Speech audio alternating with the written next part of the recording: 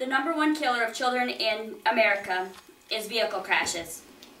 There are a few steps you can take, though, to make this a lot less likely for your child. Rear facing is one of the best ways to keep this statistic lower for your child.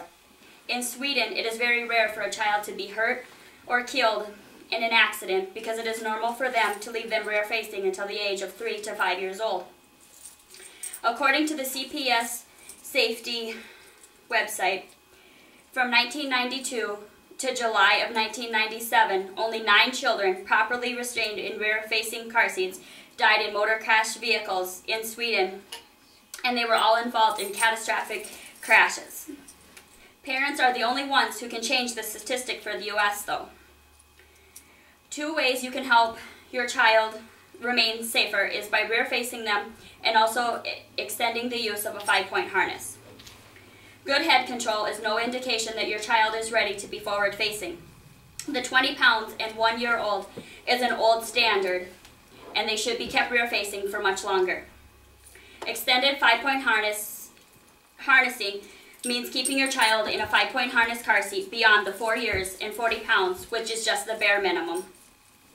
Many seats do go beyond 40 pounds and have taller shells so you can keep your child 5-point harnessed for much longer.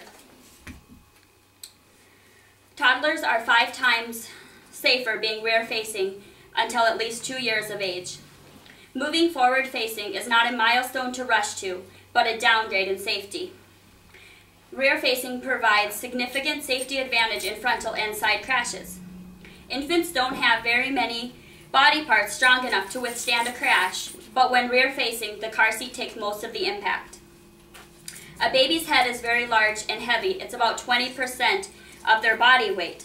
In a crash, it's going to be thrusted forward, really stressing the neck, can possibly stretch the spinal cord, and if stretched too far, it's going to tear the spinal cord, resulting in paralysis or death. Even if their legs are touching the back of the seat, it's okay. Keep your baby rear-facing. Even if your baby is fussy when they're rear-facing, keep them rear-facing. Otherwise, you're going to be choosing between a fussy baby and severe head, neck, or spinal injuries if you get into a crash. Although there's no documented cases of broken legs during a crash with a child rear-facing, even a broken leg would be a lot better than a broken neck. And there are documented cases of severe spinal injuries and head injuries from a child being turned forward-facing too soon.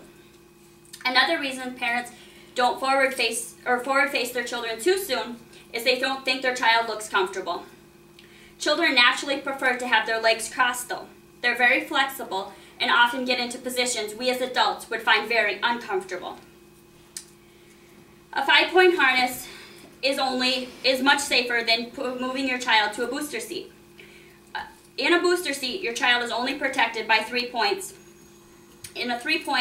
These 3 points are 1 shoulder and 2 hips, and that's where the crash impact is going to be distributed.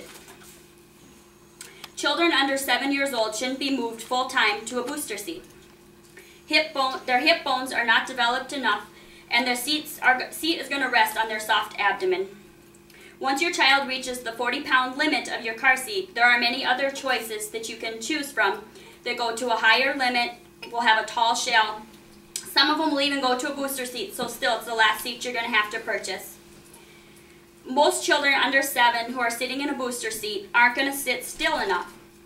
They're going to be reaching for toys, they're going to fall asleep, all these things putting them out of position, so even their 3-point harness is not going to be able to properly protect them. A 5-point harness distributes the crash impact over their 5 strong points of their body: shoulders, waist, pelvic area. Also in a 5-point harness, the straps are going to remain more snug and they're going to remain in position. Now that you know a little bit about the rear-facing and extended harnessing, let's talk a little bit about installing and using your car seat. When you install your car seat into your vehicle, it should have a very tight fit. You should not be able to move it more than 1 inch from side to side.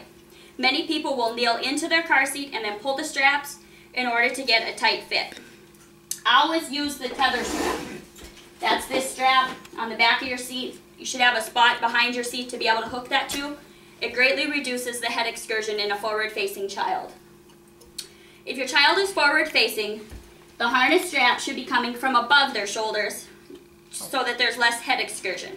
Rear-facing, the straps need to be coming from behind the shoulders or under the shoulders to keep the baby from ramping up in the car seat, exposing the neck and head to injury. When you're checking to see if your straps are tight enough, do the simple pinch test. When your straps are on, if you can pinch it, it's not tight enough. Also, the chest clip should always be at armpit level. Avoid any add-ons that didn't originally come with your car seat. Headrests, strap covers, all can make the straps so they don't fit properly.